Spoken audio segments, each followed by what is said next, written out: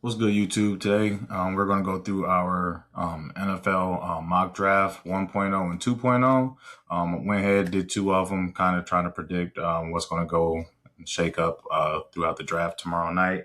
I'm only going to do the first round just to try to keep it short and sweet. First round was already difficult enough because you just don't know what trades are going to happen and what teams are thinking, what smoke screens are going on. So we're just going to go from there. Obviously, starting off at number one, we got Fernando Mendoza out of University of Indiana, reigning national champ. Doesn't sound like they're going to have him play early. Sounds like that's the reason why they went out and got Kirk Cousins, but he should be the guy going forward, hopefully, for Vegas, so they can kind of get a young core going along with, Bowers, Genty, and just trying to build from that. So obviously that's like the consensus number one overall draft pick. Second, Jets, Aaron Glenn, I feel like he's going to go defense for sure, especially edge. Just don't know who. I decided to go with David Bailey simply because there's rumors about Arvell Reese out of Ohio State, but he's more of a project, I should say. There's videos out there, interviews of him kind of just saying like he was just playing and just reacting off instinct, kind of doing moves that he didn't even know existed yet. So he's more just kind of operating off raw talent, where I think David Bailey is kind of more integrated into his position. So I got them going with David Bailey at Texas Tech. And then at 3, I got the Cardinals taking Arvell Reese. They need help on defense for sure. And that whole Ohio State defense was flying around all year. So I think Arvell Reese goes 3. 4, I feel like is going to be Jeremiah Love. I can't really imagine them going anywhere else if he's available there. I think a run game will help Cam Ward for sure. Also, he's a dual threat, catch out of the backfield. So that will help Tennessee a lot. Ryan Dable's there. I feel like he's used to kind of having some type of serviceable stud running back in his offenses for sure. So I'm going to go with Jeremiah Love out of Notre Dame. At 5, I got Sonny Styles going to the Giants. I am aware that Harbaugh is a special teams coach, but that's like his main background. But I feel like he favors defense more than offense. And Sonny Styles, the way not only on the field, but at the combine, everything like that, like everything that he did, he's just a freak athlete. Kind of checks all the boxes. So I think Sonny Styles would be perfect for the Giants. Help them tone out that linebacker room and give somebody that can kind of command and lead their defense for years to come. At 6, I did a trade with this one, with Dallas moving up, trading with the Browns. I have them taking Caleb Downs. They need probably everything on defense for the most part, outside of interior D linemen, since they kind of got Quentin Williams and Kenny Clark last year from the Micah trade. But they need edge, they need linebackers, and they need help on the back end. So Caleb Downs, Swiss Army knife, you kind of move them all around on the defense. I feel like it's like a move that Jerry would do. Obviously, it would cost trading up. I think I just did a pick swap, and maybe I will have to go back and see. Can I even click on here and see? I can't, but it was something like that. So it was nothing too crazy. But at 7, I got the Commanders taking Carnell Tate out of Ohio State. Washington, I feel like they do need another receiver for Jaden Daniels outside of Terry. Terry's a deep threat. Obviously, without him on the field, they can't really do much. But he was banged up last year for sure. And I think another receiver would help. Jaden going forward, especially a young one to pair him up with. I know Terry's a little bit older, but the Cardinal Tate being from Ohio State, Terry being an Ohio State alum, there's a connection there that can go hand in hand. He could learn from. It's a little bit of a toss up with that pick because I also feel like they do need to address interior O line. Well, O line in general, really. So Jaden's not running for his life. He also needs to, be protected for sure. And they also need some edge, some pass rush as well too. At 8, I got Jordan Tyson going to the Saints. They traded Rashid Shaheed to the Seahawks before the trade deadline last season. And so I think, Tyler Shuck played he actually had a good year last year. So they're not in a full rebuild yet. It feels like more like a transition phase for them. But I think the more young pieces they can get for like a young core, they could kind of see where things go. So I think Jordan Tyson is very talented. Obviously, he has some injury availability issues, but it's football at the end of the day. So you're going to get beat up regardless. But hopefully he can get that figured out. And, if he can go there, I think that could be a solid 1-2 punch because Olave showed when he was on the field last year, he produces as well. At 9, I got the Chiefs taking Ruben Bain out of Miami. Obviously, the talk with him is the short arms for edge rusher. Is the complete opposite of Will Campbell from last year. Between offensive tackles and defensive ends, they're typically supposed to have, or frame build wise, would like to have longer arms. So the reason why Will Campbell kind of got scrutinized for his struggles last year because he has short arms as a tackle. He's going against DNs with long arms that can get into his chest a lot easier, a lot quicker. And flip side for an edge rusher too, if his arms are shorter, if he's going against like a Lane Johnson or Trent Williams or Penei Sewell or something like that, they'll be able to get hands on him quicker, come around that edge and stop the pass rush. But he is a good bull rush. He's a freak athlete. He can definitely, bend around the corner well. And I think for the Chiefs, this will help them out on the D-line a lot as well, too. That's something that they've been kind of struggling with for the last year or so. Chris Jones is getting older, too, even though he's interior. But this can definitely help him out a lot as well, too. At 10, I got the Giants drafting Francis. I don't want to butcher his last name, but out of Miami, offensive tackle. I think the Giants are still dealing with this O-line issue. They got some, they have gotten better, but they can still tighten it up a little bit for sure. So I got them taking him at 10. This is with the draft pick that they got from the Bengals for trading Dexter Lawrence last week. So they kind of playing with house money, I guess, at 10. And then at 11, I got Miami taking Akeem Mesidor out of my University of Miami. Got him staying home. Basically, they need everything on defense. So I feel like they got rid of Bradley Chubb. They got rid of Jaden Phillips, Minka Fitzpatrick. They got rid of Ramsey last year. They just got rid of everything on defense and as well on offense, basically, too. They just had a fire sale. So I have them taking him, trying to, help out with Chop Robinson and the rest of the crew on defense.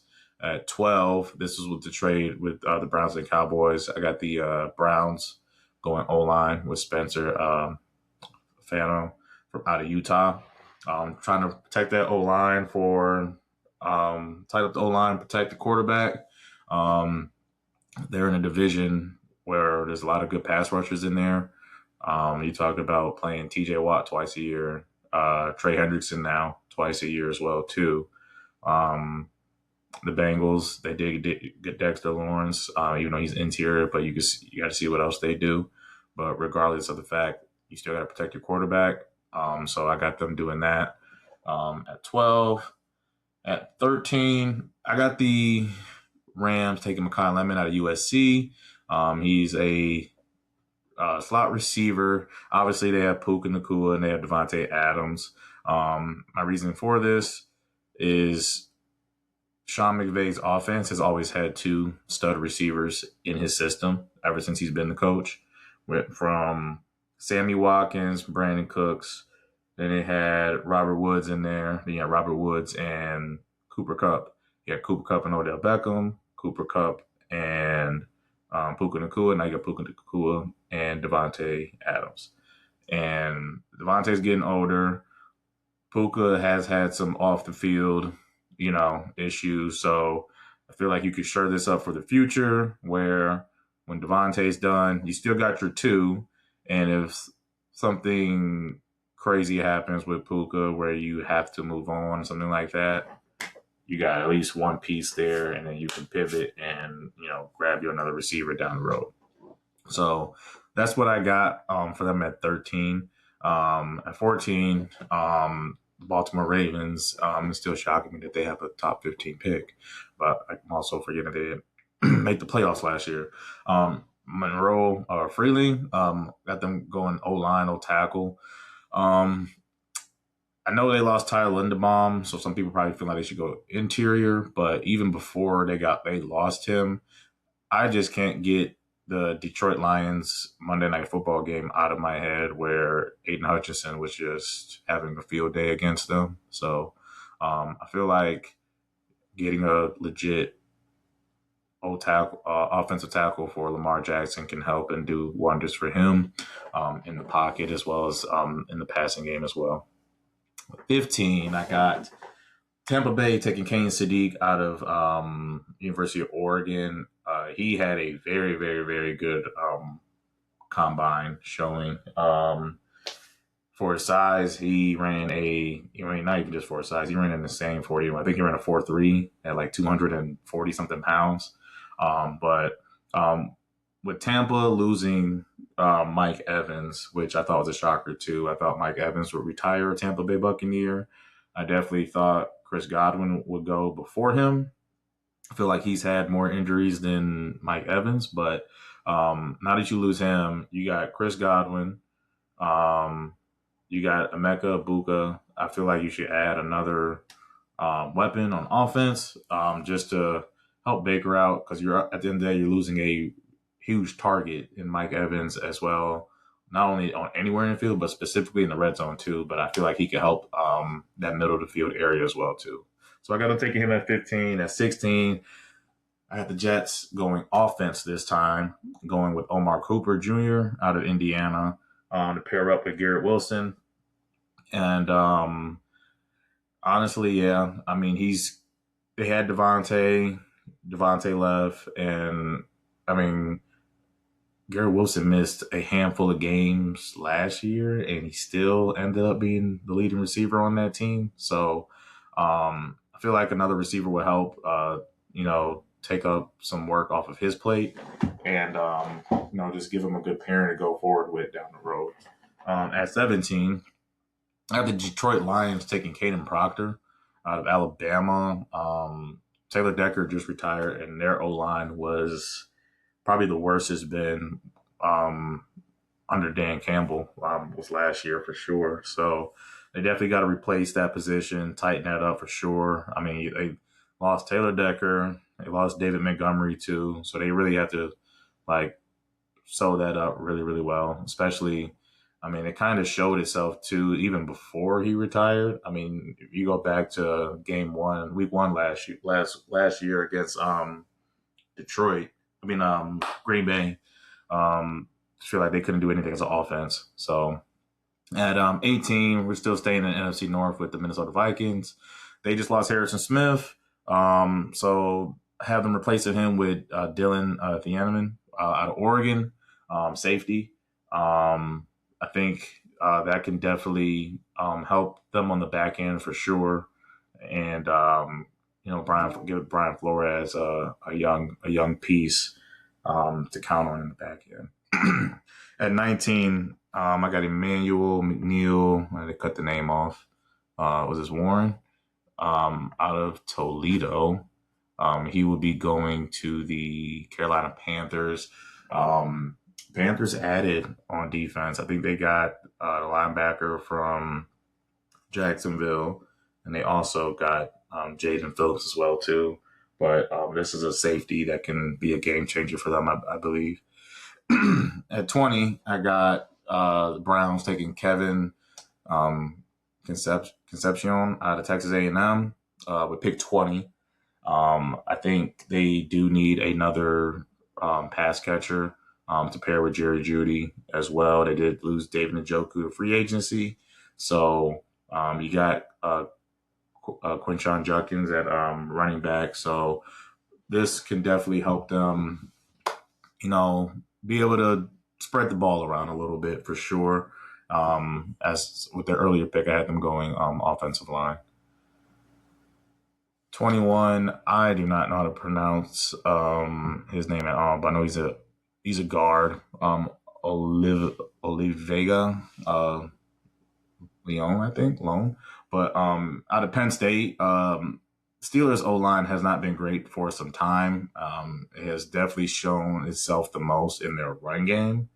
So I know they have an injury at one of their tackle spots. So this could go interior. It could go offensive tackle. It just depends on which way they go. Quarterback is another thing too. I don't know if they're going to draft one this high, but I do expect them to take one for sure in this draft though. 22, I have the LA Chargers taking Peter Woods out of Clemson just to pair up with Khalil Mack. They originally had Joey Bosa, and he went through a number of injuries earlier on. Kind of didn't really pan out how I think they thought it would. And then paired him up with Khalil Mack, and they decided to keep Khalil Mack over Joey Bosa. So I feel like this will have them go younger on that D line for their future, basically, because Khalil Mack's not getting any younger, but he's definitely still producing at a high level, as you could see last year. So, and then at 23, this one could go either way. I feel like for the Eagles, especially with the AJ Brown trade talks. Could they draft another receiver to replace him once he's gone? But I think the glaring thing with the Eagles from last year too was offensive line. It's not necessarily the individuals on the line. I just think they were all kind of beat up. Predominantly Landon Dickerson, Chris Jurgens, and Lane Johnson. They were beat up a lot this year. So I feel like Blake Miller can be someone that they can draft to learn from Lane Johnson, and then once he decides to hang it up, he can slide right into the starter position. At 24, I have the Browns taking Mansour Delane, corner out of LSU. They traded Greg Newsome to the Jags last year, I believe, and they let him walk. He's on the Giants now. Also got rid of Cam Mitchell. They still have Denzel Ward, but obviously their secondary took a hit losing those guys. So I have them taking it should be the top corner in the draft, I believe, too, out of LSU. Kind of help them out on the back end, back on defense as well. 25, I have the Bears taking Caden McDonald at Ohio State. Bears could not stop the run at all, really. They definitely need help on defense, even though they led the league in turnovers. It was more opportunistic. But I think adding to the D-line will help pay dividends for a team that is looking to take another leap, another jump next year. And Caden McDonald could come in and just sit there in the middle, eat up blocks, and trying to stuff the run game. At 26, I have the Bills taking Keldrick Falk out of Auburn, edge rusher. That is another issue that the Buffalo Bills have had. They have Ed Oliver in the middle. They did sign Joey Bosa last year too, who didn't do too bad.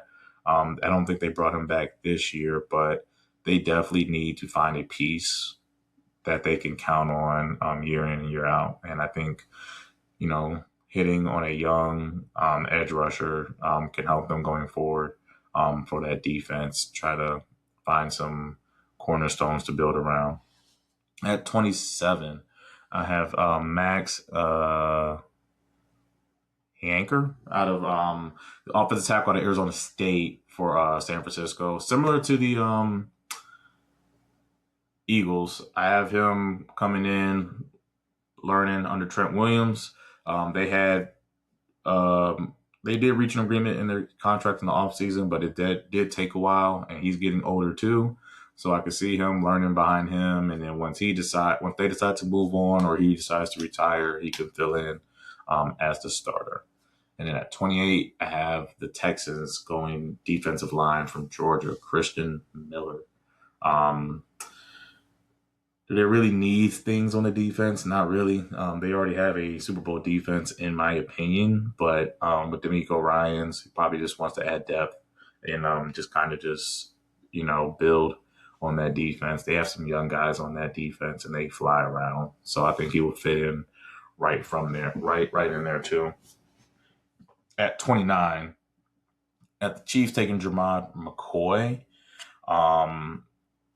Chiefs need a handful of things, I would say. Need O-line help, and they need some things on defense because they lost a lot of pieces. In their secondary alone this year, they traded Trent McDuffie to the Rams, lost Jalen Watson to the Rams as well, lost Joshua Williams, another corner. 3 corners right there. They lost 3 safeties, Deion Bush, Brian Cook, and Mike Edwards. So they need to definitely fill their secondary at both corner and safety. So I have them taking Jermod McCoy out of Tennessee to kind of fill that need.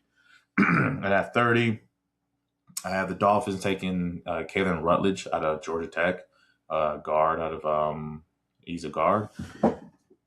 They need to protect the quarterback, obviously. They have Malik Willis. As far as are they going to be committed to him in the future is remain to be seen. But for you to get that answer, you're going to have to protect him regardless. So, and you still got to be able to run the ball with Devon A-Chain now that you don't have Tyreek Hill or Jalen Waddle.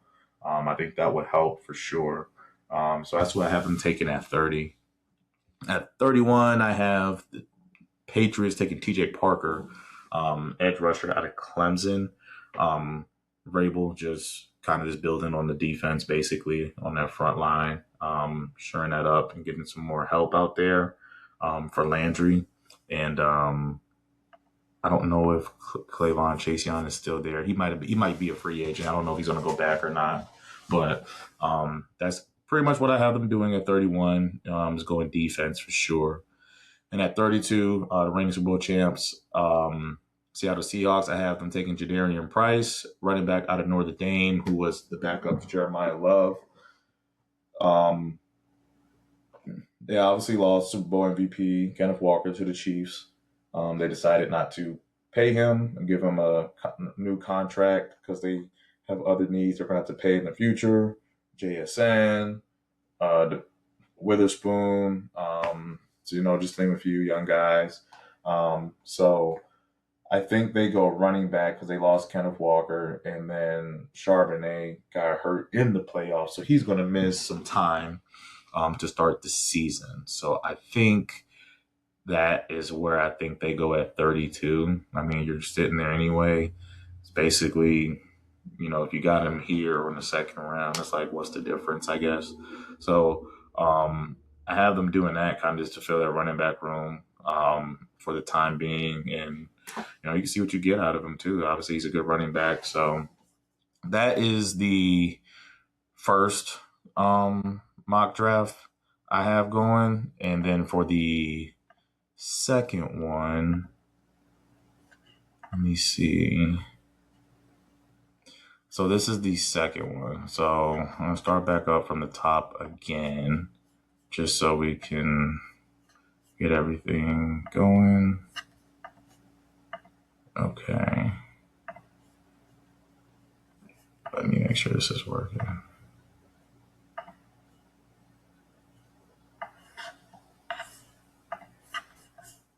All right. So, first pick again.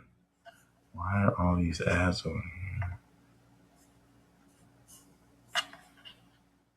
All right. First pick, Fernando Mendoza again, obviously. Going to Vegas for the same reasons. I got David Bailey going to the Jets again. Now, here's where things get a little tricky. There was some rumors going on today that the Cardinals might take Jeremiah Love at 3. Don't know if it's a smokescreen or not. I know they signed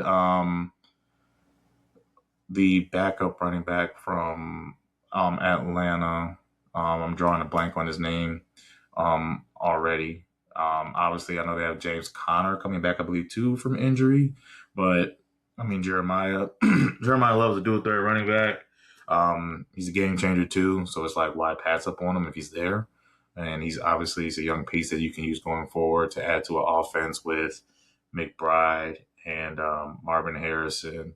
Michael Wilson had a good year last year, too, with Jacoby Brissett. So if they're doing the smoke screen, they could take them there. That'll be right before the Tennessee goes and takes them from the 1.0 mock draft.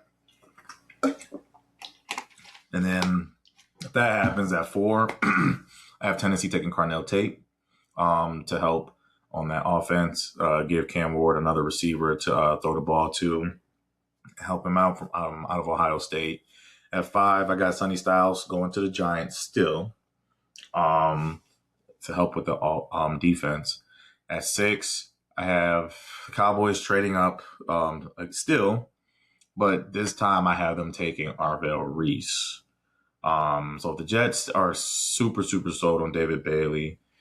If he doesn't go to any of these other teams and he's fallen, if that's a guy that the Cowboys are high on and like, he's definitely probably not going to go all the way down to 12. So if he's falling, I could see them calling, trading up, and getting him there. At 7, I have Washington going with the tackle this time rather than receiver. Drafting Francis out of University of Miami just to help buffer the O-line, protect Jaden Daniels. Hopefully they have him running a little bit less this year and also just taking less hits in the pocket. Drafting O-line would definitely help. I know he has some injury concerns with his back, but from what I was reading, they said that it's not a long-term thing. I think more of the concerns is just this first year. But at 8, I have Ruben Bain going to the Saints. Cam Jordan getting older. Definitely got to be able to go get the quarterback and shore up your defense. So I could see 8 Saints going with Ruben Bain out of Miami. And then at 9, I have the Chiefs getting Caleb Downs in this draft.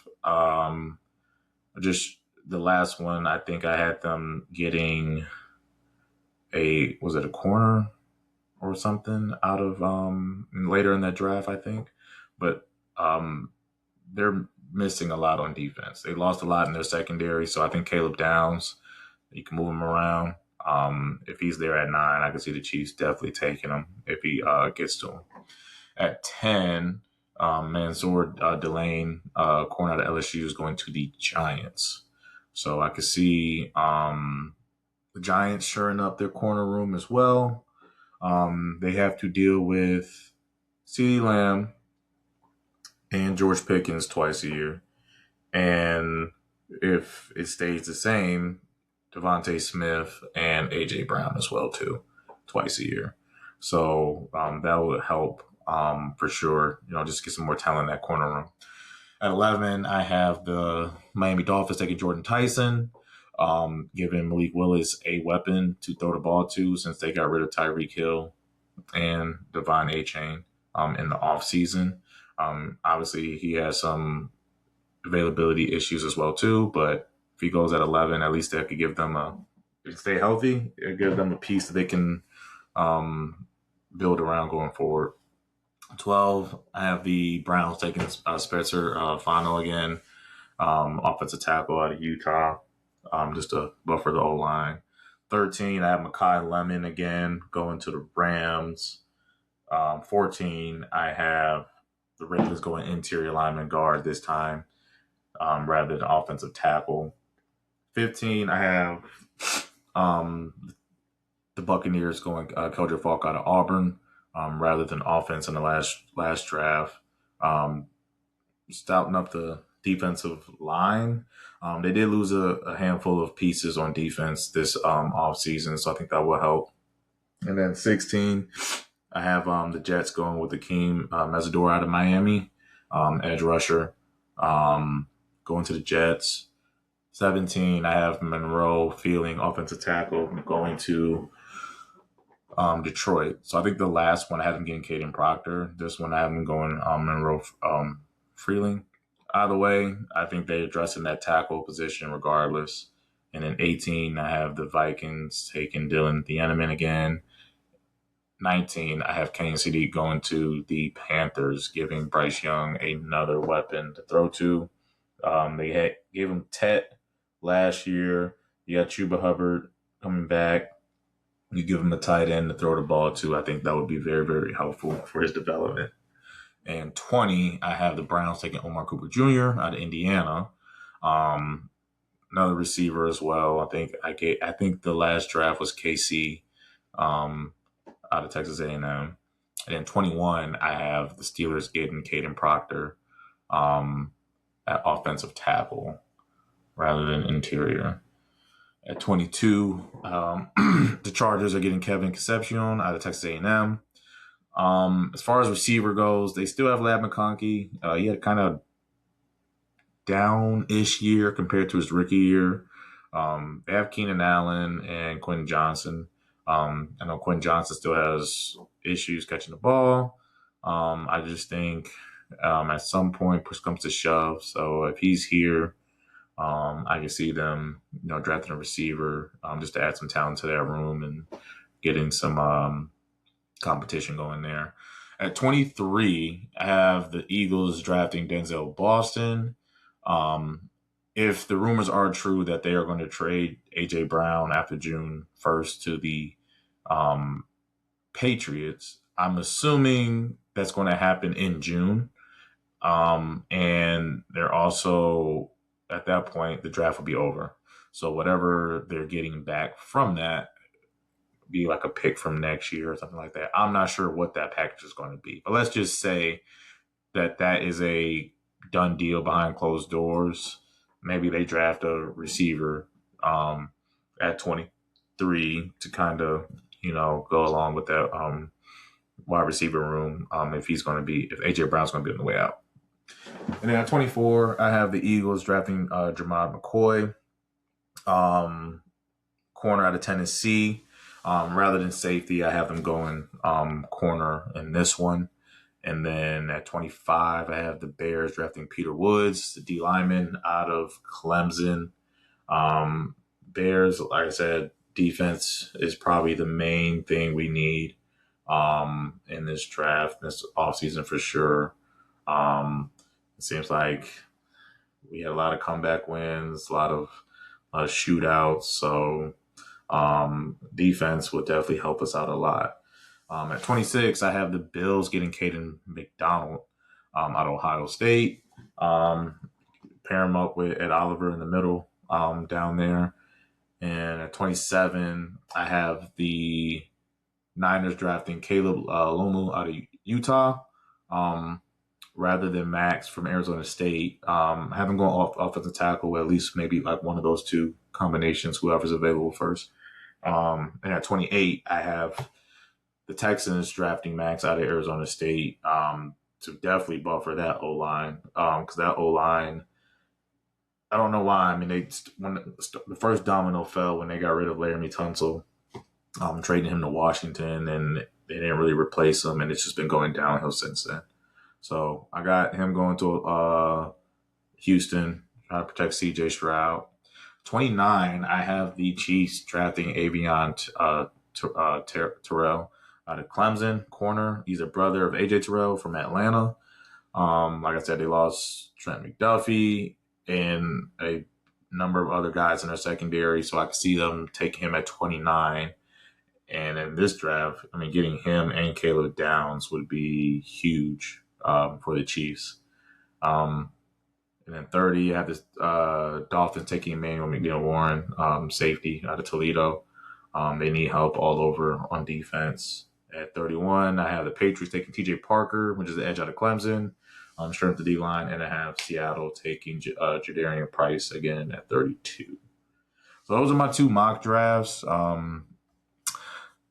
We'll see how it goes tomorrow, honestly. Like I said, you just never know how these things pan out. You never know which GMs are going to get thirsty and who's going to fall and who's not. But everybody tune in tomorrow to the draft, this weekend as well too. The other rounds, see how your team does, and let me know what you guys think in the comments. And see you guys next time.